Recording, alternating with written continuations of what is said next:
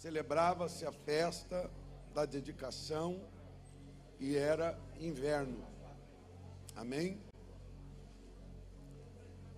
Nós temos que entender que festa é essa, temos que compreender que festa é essa, e para entender essa festa, nós temos que voltar alguns anos e nos lembrar que a nação de Israel, há anos atrás, havia sido deportada para a Babilônia, e depois de deportada para a Babilônia, o texto sagrado vai nos dizer, se puder apagar a luz, depois de ser deportada para a Babilônia, a nação de Israel vai sair com mão forte da Babilônia.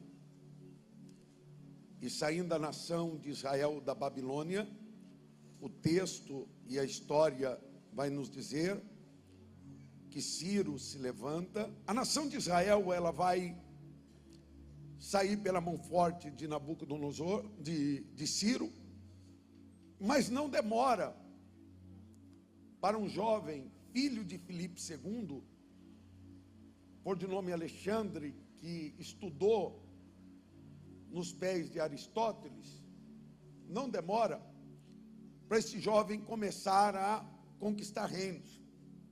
A história vai dizer que este jovem, com uma infantaria de 5.000 cavaleiros, ele consegue conquistar reinos, nações. Diz a história que este moço não tinha nada mais, nada menos do que 32.000 soldados só. Desculpa parar aqui um minutinho só a sua mensagem, mas eu quero convidar você para ser o seu mentor. Quero poder mentorear a tua vida. Eu quero poder estar trazendo aviso até mesmo das nossas reuniões. Eu quero poder estar te ajudando. Clique agora no link da descrição e você vai estar entrando agora no Telegram. E não se esqueça de se inscrever no canal e poder estar um pouquinho mais próximo da gente. Deus abençoe. Com a morte de seu pai, por de nome Filipe, ele assume o reino da Grécia. E assumindo o reino da Grécia, ele vai colocar algo no seu coração: subir para o Egito e fundar uma cidade. Diz a história que Alexandre, ele consegue assim fundamentar cidade. Alexandre consegue fundamentar cidades. Alexandre consegue conquistar nações e reinos. Diz a história que Alexandre, com o passar do tempo, vai ganhar um adjetivo de Alexandre o Grande. Alexandre o Grande.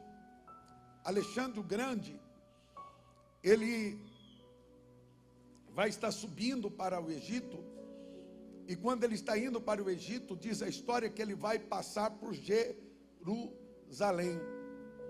E diz a história que quando ele está indo para Jerusalém, um sacerdote por de nome Shimon Hatzadik, sumo sacerdote da época, vai se preparar a noite inteira para poder se apresentar diante do grande conquistador da sua época. Diz a história que quando este moço chamado Alexandre está se aproximando da nação de Israel, encontra aquele homem vestido de linho diante dele, ele vai descer do seu cavalo e vai se prostrar diante dele. Seus generais, que eram 4, vão dizer: Alexandre, você é o maior conquistador de todos os tempos. Você está se dobrando diante deste homem. Diz a história que Alexandre vira para os seus generais e diz assim: este homem é o homem que aparece diante de mim toda vez que eu vou à batalha. Alexandre agora vai atender o pedido de Shimon Hatzadik, e não vai dominar Jerusalém por força. Porque qual era o pensamento de Alexandre? Helenizar o mundo. Helenizar como? Pensar grego e viver grego. Alexandre não queria impor uma política, ele queria impor uma cultura. Os deuses do Olimpo e coisas semelhantes. Alexandre passa por Jerusalém. Ele não impõe os seus deuses do panteão. Ele não coloca os seus deuses diante daquele povo.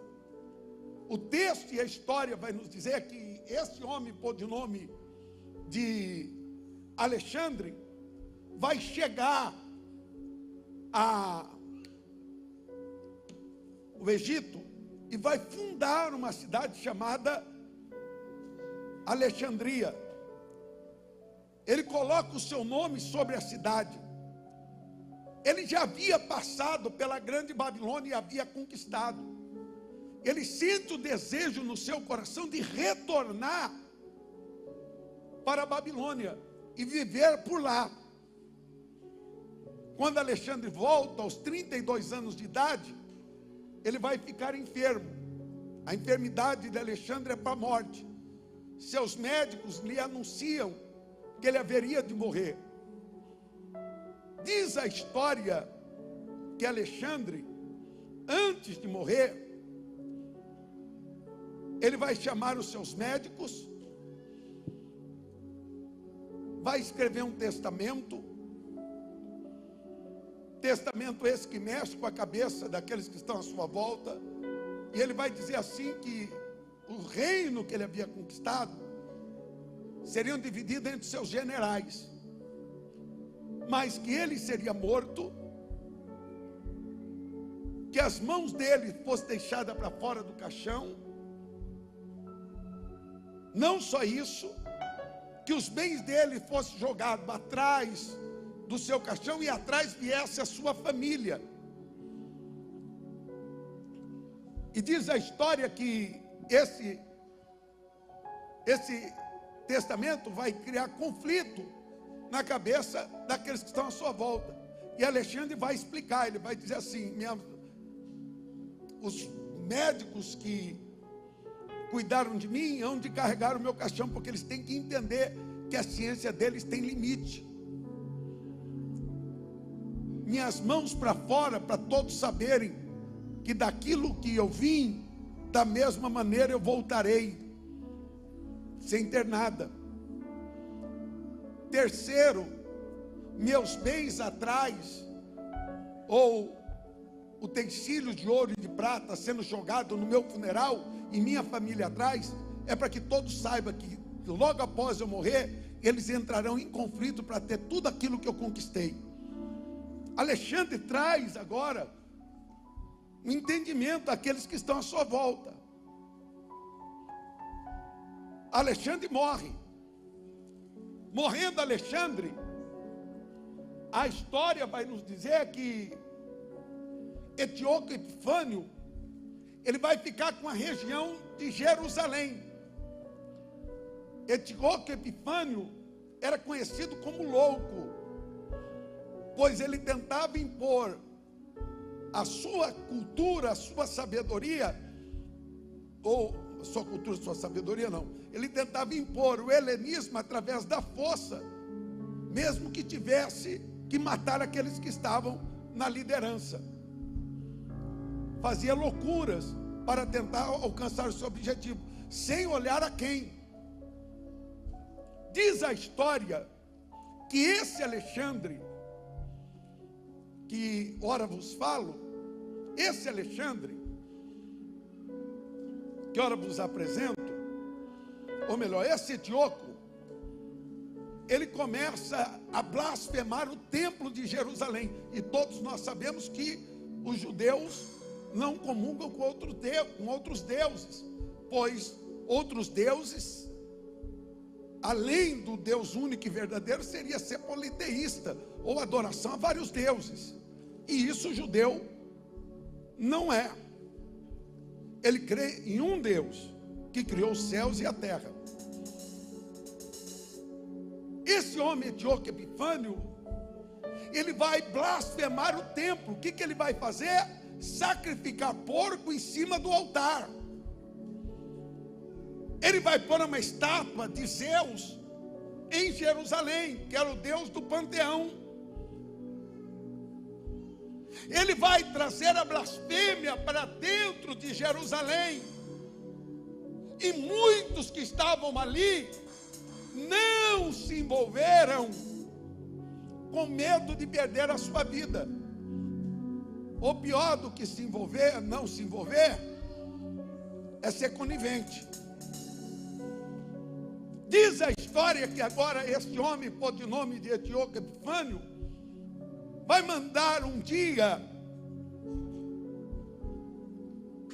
um dos seus moços a uma cidade chamada Modim, aonde havia um sacerdote que era líder da cidade, chamado Matatias. E quando se vai à cidade,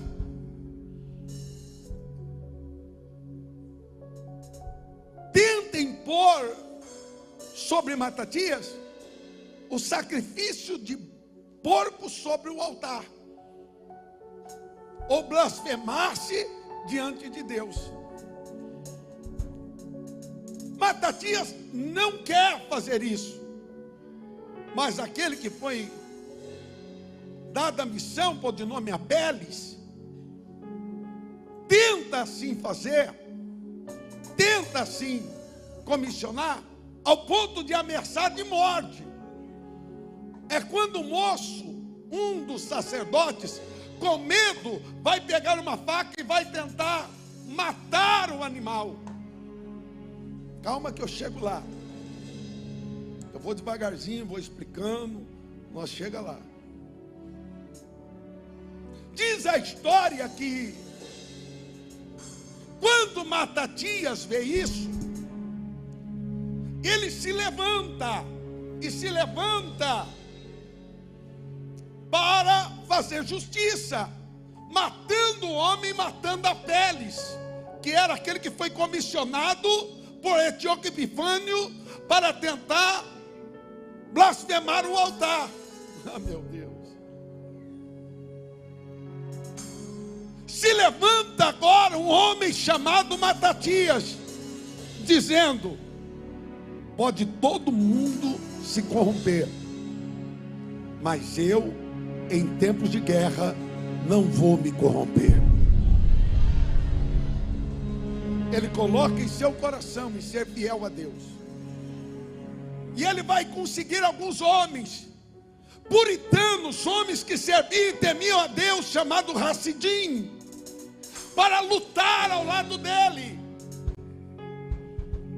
Diz a história, oh meu Deus, que dali vão sair os saduceus e os fariseus. Dessa estirpe de pessoas vão sair os doutores da lei e os mestres da lei. E a história vai nos dizer que, no meio disso, Matatias vai criar uma revolução ou uma resistência. Vira para o teu irmão e diga: resista. O inferno pode ter se levantado, mas deixa eu dizer algo: o que depender de você vai ter resistência.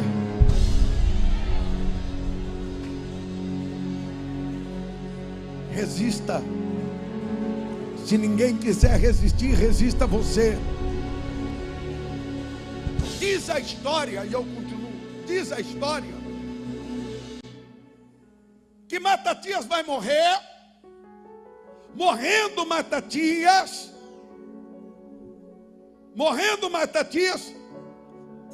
seu filho, por de nome Judas, o Macabeu, vai assumir. E assumindo agora, vai haver uma revolução, ao ponto de Etíoco Epifânio ficar em crise. Por quê? Porque a revolução é religiosa. A revolução é o quê? O ataque é físico, mas a revolução é religiosa. E se levanta agora Judas o Macabeu para trazer santidade ao templo.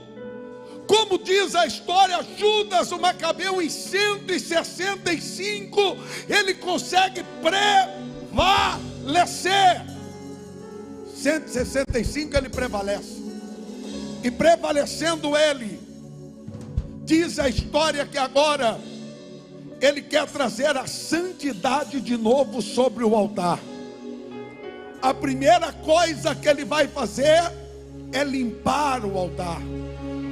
A primeira coisa que ele vai fazer é tirar o que é impuro do altar. Segunda coisa que ele vai fazer é derrubar a estátua que estava blasfemando o santuário em Jerusalém. A terceira coisa que ele vai fazer é permitir o sacerdote se purificar para voltar a oficializar diante de Deus. Ele está fazendo uma revolução. Só que chega o dia de ele acender o candeeiro. Eles deveriam acender o castiçal.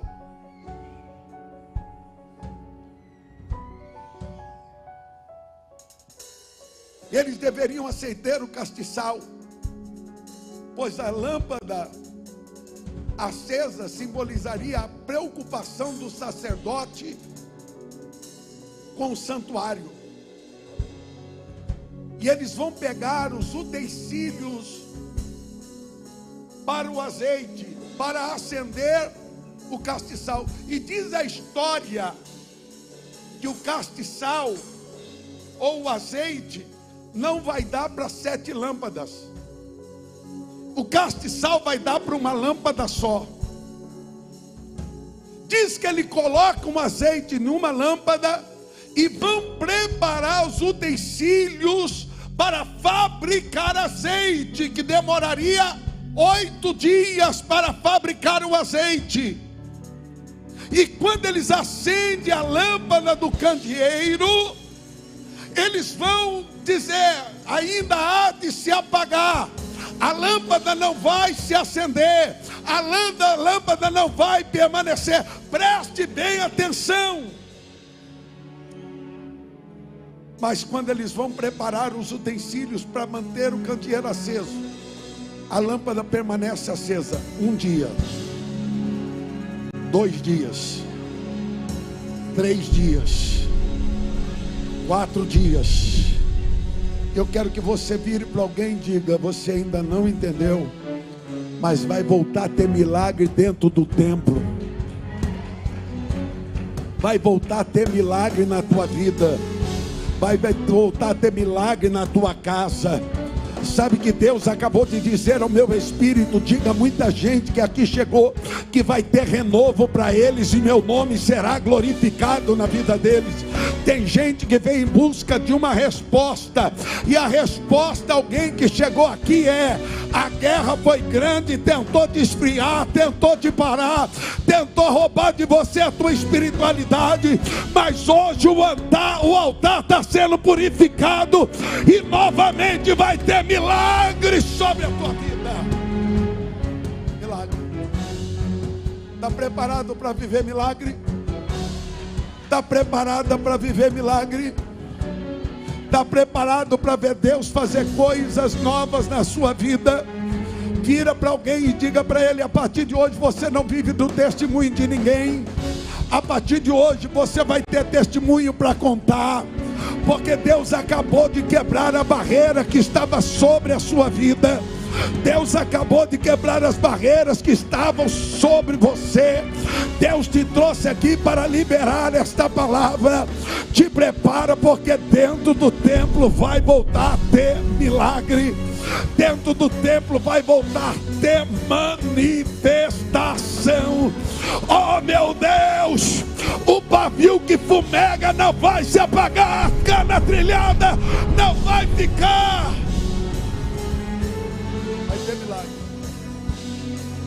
Vai ter milagre.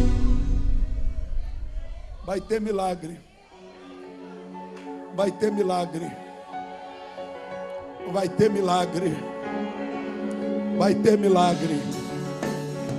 Vai ter milagre. Vai ter milagre. Que festa Jesus foi celebrar? Essa festa. Jesus foi no capítulo 10 de São João, verso 22. E Jesus foi na festa da dedicação. Ponto.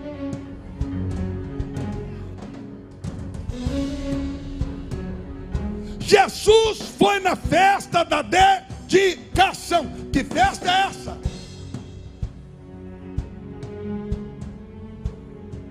Festa das luzes.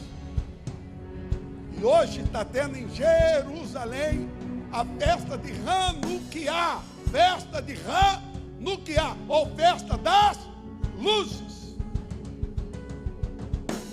E diz a história que Jesus estava onde Jesus estava? Aonde Jesus estava? E aonde Jesus está? Fica tranquilo, porque alguma coisa há de acontecer.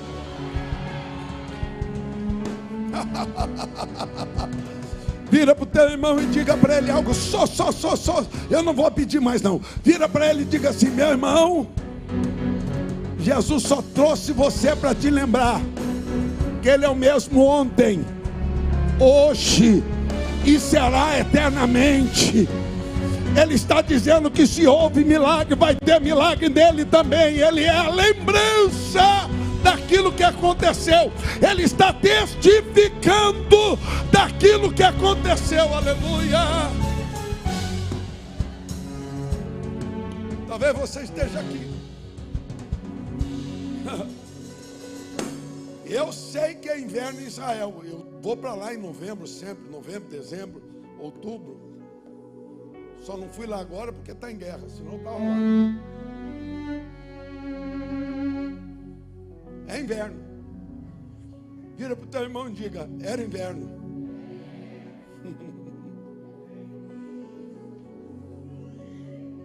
Verão é o período de experiências.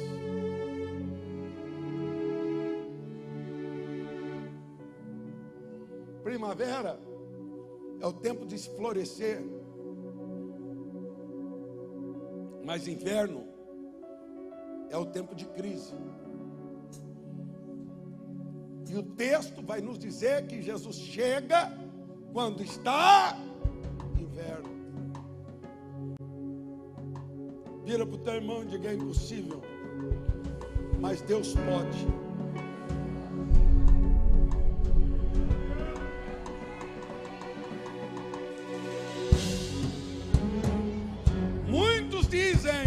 Muitos dizem que a festa que está tendo agora em Jerusalém é a festa de Natal. Não é a festa de Natal, é a festa de Hanukkah, é a festa das luzes. É a festa das luzes. É a festa das luzes. E eu amo Jesus. Eu amo Jesus. Vira para o teu irmão e diga: eu amo Jesus. Porque Ele chega no inverno, quando tudo parece perdido. Aí lá em Cantares, ou Cântico do Cântico, vai dizer assim: levante-se, minha querida, minha bela, e venha comigo. Veja, o inverno já passou. Acabaram-se as chuvas. Acabaram-se as chuvas e já se foram. Apareceram flores na terra. vida, e o tempo de cantar, e o tempo de cantar, e o tempo de cantar, e o tempo de cantar, te prepara para voltar a viver milagre a partir de hoje.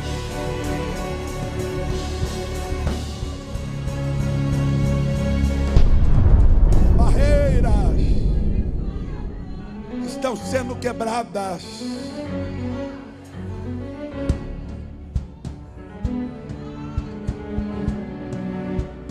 Barreiras estão sendo quebradas. Barreiras estão sendo quebradas. Eu estou dizendo que este final de ano será o teu final de ano.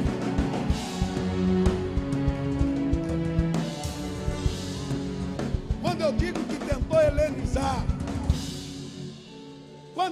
que tentou helenizar, ele tentou deturbar a religião.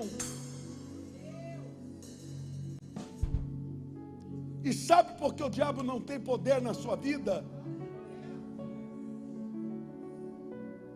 Porque você permaneceu o mesmo.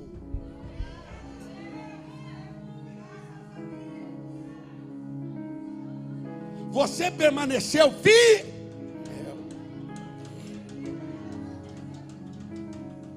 Existem fases na vida da gente que a oração parece embargada. Existem fases na vida da gente que parece que o céu está de bronze. Existem fases na vida da gente que parece que as coisas naturais deixam de acontecer. Parece que guerras e conflitos nos sobrevêm para tentar nos desanimar e nos tirar daquilo que nós temos como propósito diante de Deus. Mas é nessa fase que Jesus vem. Aleluia. Quando Jesus vem, os discípulos vão dizer assim: tu és o Cristo. Ele vai dizer: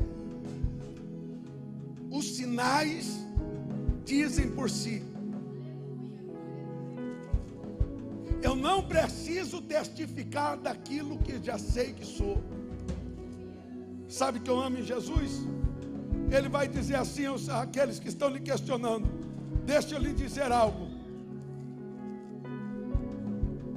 Eu e o Pai somos um. Sabe por que há esperança para você?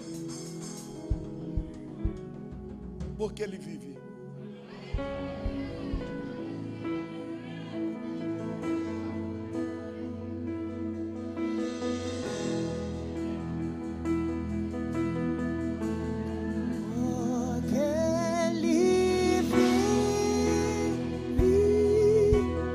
Há 2000 anos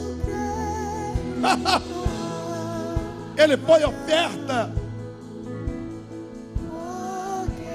e ofertante por me amar e te amar.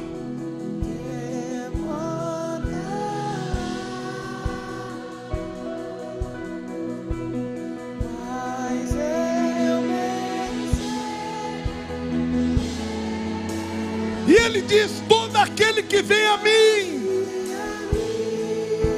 de maneira nenhuma eu lançarei fora.